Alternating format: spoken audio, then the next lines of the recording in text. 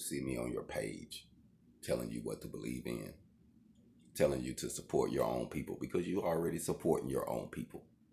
My black people got to go through so many hurdles and stepping stones and prejudice and racism and so many things just to maintain a job.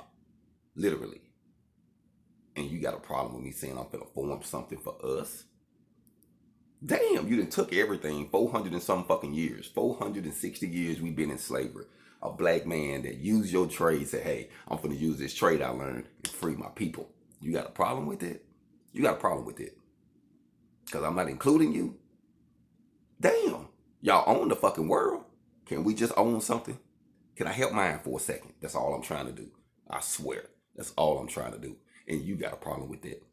Why is that? Can you tell me why? Do you still think we're your property? Do you still think we're yours? Do you still think we got to go through you to get approval? Hell no, we ain't got to go through you. We're going to do this shit ourselves. Hold on.